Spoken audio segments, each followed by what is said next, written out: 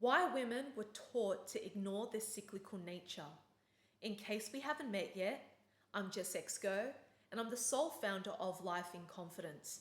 If you haven't done so, please subscribe to my YouTube channel, Life in Confidence, so you don't miss out on the latest insight into trauma recovery. If you got any nuggets of gold from this video, please give it a like, comment below, and share it with your loved ones who need to receive this transmission. Women have become linear beings, not by mistake, but by movement. This movement is known as the feminist movement, which was funded by the patriarchy over and over again. It started in the 1920s, women voting for their rights, and then 1970s, women wanting freedom and consent to their bodies and to have the same rights as men, abortion, and so forth. And you see it in the Me Too movement. This movement has been normalized in the female psyche for many, many, many generations, that women have lost their connection to their womb wisdom. By design, we were meant to be cyclical. If you think about it, when we enter our bleed, we are in our week of winter, hibernation, resting, pausing. This is where we're not meant to work.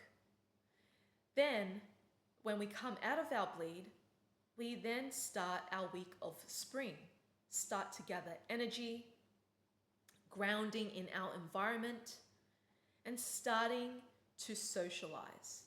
Then the week after, we enter into our season of summer, where we're full of life and energy, that we have a lot of life force energy to create and birth children and projects. And we're in this energy of generosity to give back and pass down our wisdom onto others. Then we find ourselves into a slow contraction in our week of autumn, slowing down, reaping the rewards of our harvest from our summer before we enter in a new month, in a new week of our bleed in winter.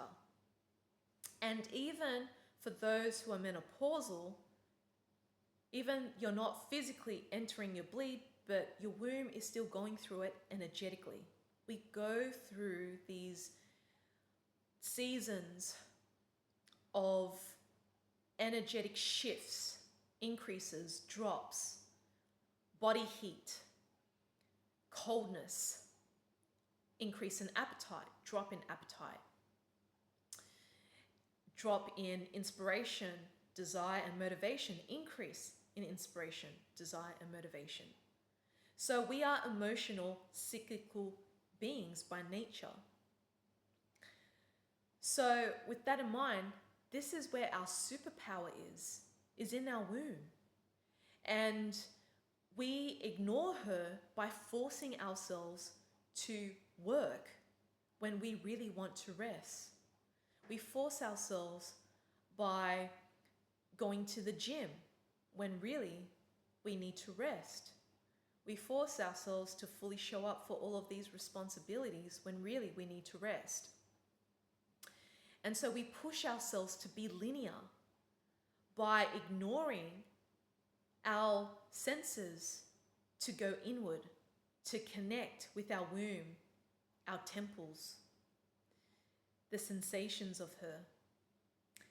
And by doing so, we have lost our connection with our divine feminine radiance and how we can truly be in our feminine power, not through a movement called feminism, which disconnects women from their feminine power. It brings women to become a linear being in their masculine, to be like men. And so it's really important to take the time to pause, listen to your body, reflect what you need, and feel her. whether it's to slow down, whether it's to rest, whether it's taking a nap, whether it's to do yoni steaming to clean out the portal there after your bleed for the first 3 days in spring. Whether it's yoni gazing to connect with her and start dissolving any false programmings, disgust and shame, as well as guilt that you have with your womb that so many women have carried for generations and generations and generations. To let go of sanitizing her through all of these products that the womb doesn't really need. To stop grooming her because she was designed to just be. When we give ourselves permission to connect with our womb every single day, we can fully show up as this cyclical being that we have been created by through God, not through the ego of mankind to tell us what gender we should be, but through God's source, the way we were meant to be. We were meant to be designed.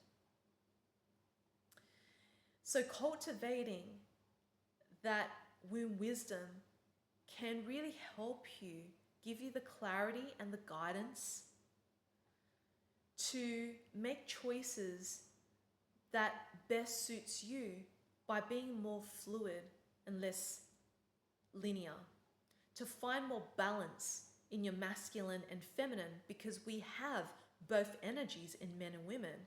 It's all about finding that balance.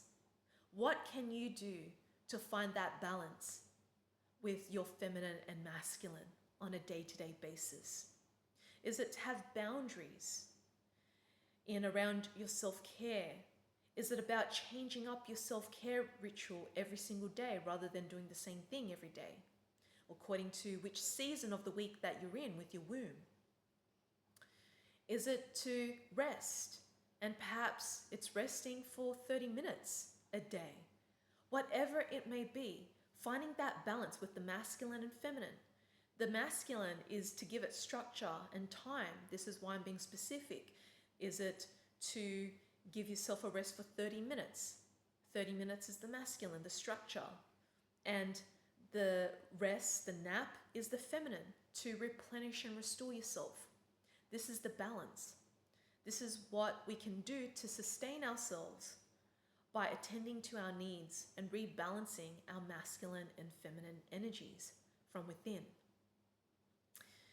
So, my love, you can do your own research into the feminist movement, and the mainstream media or Google will tell you the complete opposite to what I'm telling you, because they don't give you the full story of how it has came about. And I'm here to educate you through my insights, my knowledge, my research, my understanding of this, so you can have the awareness and the tools to come back to your true nature. And that men need to be supported in their healthy masculine. They need to be supported to pursue their careers, to provide for their partners, their families, their loved ones. Because we need to restore the traditional structure of a family unit that has been broken a long time ago due to the programming of the matrix set up by these elite families through the patriarchy. This broken system that isn't supporting humanity to rise together, for men and women to rise together in love, in their healthy masculine and feminine energies.